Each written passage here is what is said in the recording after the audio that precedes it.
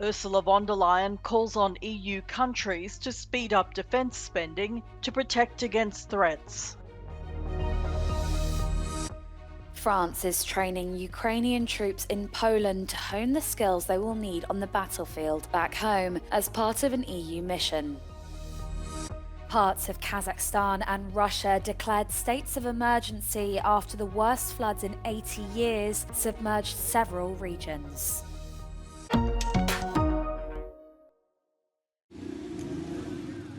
Israel's military announced it would withdraw forces from the southern Gazan city of Khan Yunis.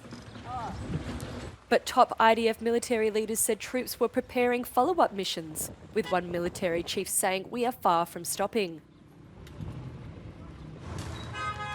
It comes as Sunday marked 6 months of conflict in the Israel-Hamas war.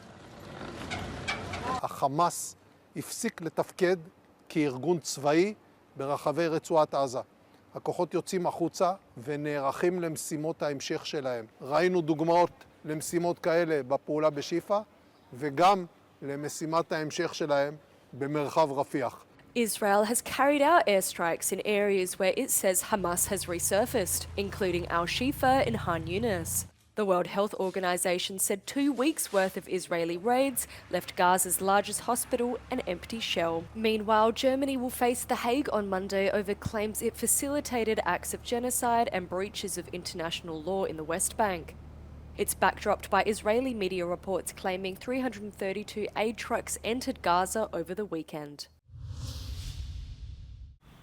Ukraine has strongly denied its involvement in a recent drone strike on an occupied Zaporizhzhia nuclear power plant. On Sunday, the IAEA condemned the strike, saying such attacks significantly increase the risk of a major nuclear accident. Ukraine suggested the explosion may be a simulated strike by Russia. Ukrainian President Volodymyr Zelensky on Sunday called again on the US Congress to unblock aid for Ukraine. Казати конкретно Конгресу. Якщо Конгрес не допоможе Україні, Україна програє війну. І знайти публічний формат цього. Якщо Україна програє війну, будуть атаковані інші держави. І це факт. І ви побачите, найближчими тижнями Росія буде все більше і більше наполегливою і буде втягувати ядерну зброю в це питання.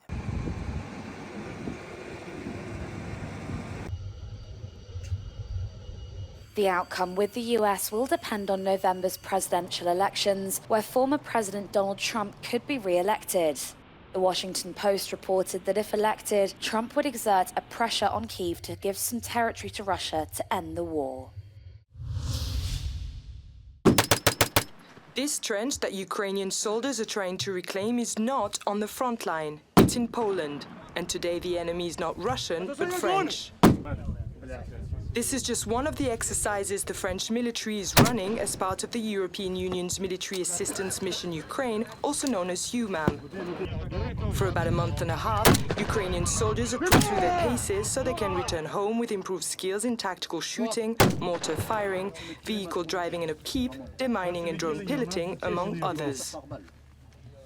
Donc ici en Pologne, nous avons un détachement français qui est de l'ordre de 200 à 250 soldats et qui a pour mission de former des bataillons ukrainiens qui vont de 400 à 700 hommes à former. Et ça va du niveau individuel, le plus basique, avec des savoir-faire élémentaires tels que le tir, le sauvetage au combat, jusqu'au niveau de la compagnie. Je pense en particulier à la manœuvre, à la réflexion tactique et à la conception des ordres.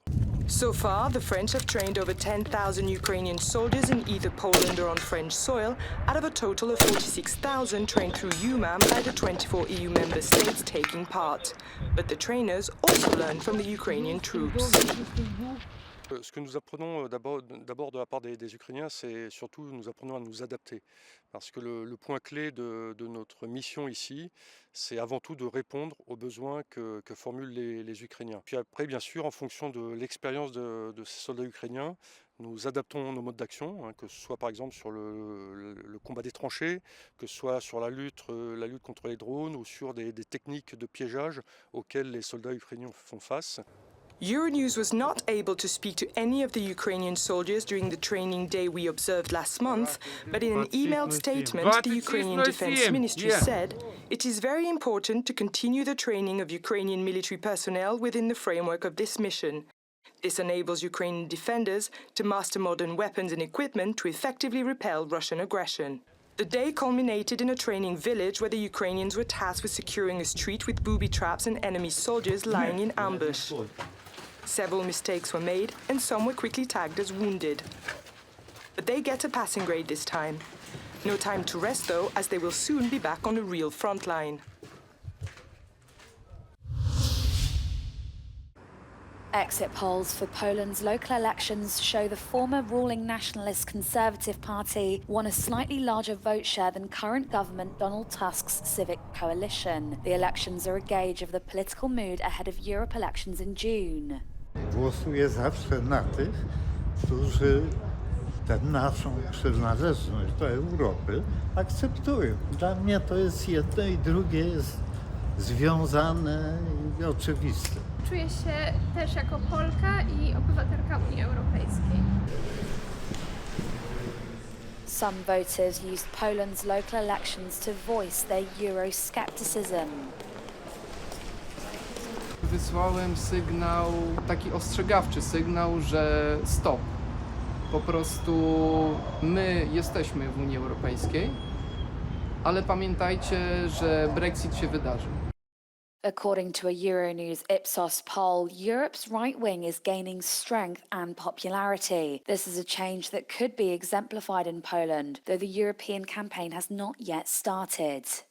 Najważniejsze jest, aby jak najszybciej rozpocząć kampanię do tych wyborów, kampanię przede wszystkim informacyjną, pokazującą, co tak naprawdę zależy od Polski w Europie i co tak naprawdę już mamy dzięki naszemu członkostwu w Europie. Myślę, że Polki i Polacy zapominają bardzo o takich podstawowych kwestiach związanych właśnie z jakością demokracji. To właśnie dzięki naciskom instytucji unijnych nie pogodzono się z niszczeniem praworządności w Polsce. After the record turnout in October 23 elections, it seems that the motivation has subsided and it will be a challenge to mobilize Poles to participate in the upcoming EU elections. Magdalena Hodownik for Euronews from Warsaw. EU Commission President Ursula von der Leyen has called for a common European defence to protect against what she calls internal and external threats. We need to step up European defence spending collectively.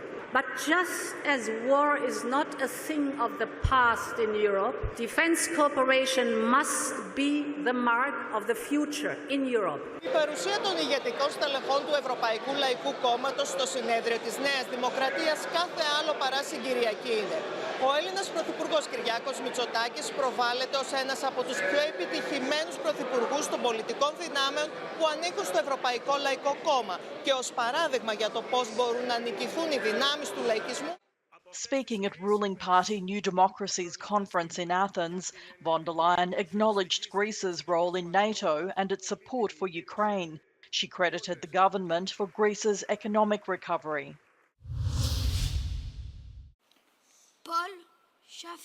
In the heart of the Haute-Savoie in the French Alps, President Emmanuel Macron paid tribute to the heroes of World War II resistance. They were killed or captured by Nazi forces in this area in the spring of 1944. And it's been 80 years since 44 Jewish children were killed after Nazis raided an orphanage in a village in the southeast of France. Macron will lead a number of D-Day events commemorating the end of World War II.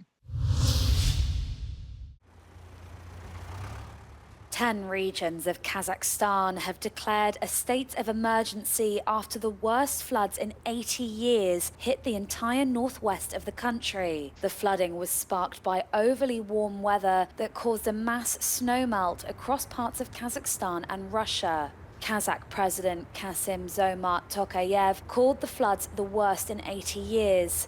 More than 72,000 people have been evacuated. In the Russian city of Orsk, which borders Kazakhstan, a state of federal emergency has been declared.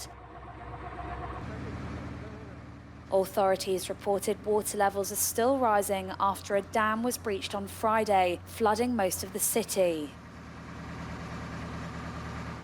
Evacuation efforts are underway in the Orenburg region, where several thousand towns and rural buildings are flooded.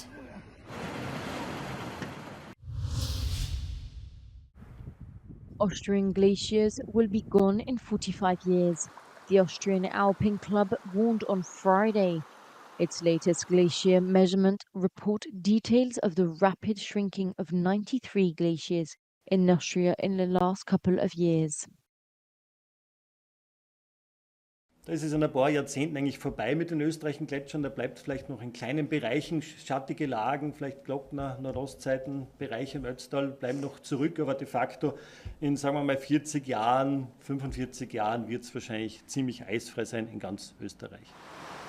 Die Gletscher Österreichs kann man damit nicht mehr retten, denn die Systeme sind zu träge. Das heißt, das Verschwinden der österreichischen Gletscher in den nächsten Jahrzehnten ist nicht mehr aufzuhalten. Da müssten jetzt schon positive Massenbilanzen und erste Schneereserven in den Hochlagen der Gletscher sich zu bilden beginnen, damit die Gletscher in den nächsten Jahrzehnten wieder sich stabilisieren oder gar vorstoßen könnten. Die Systeme brauchen Jahrzehnte und die Zeit ist vorbei.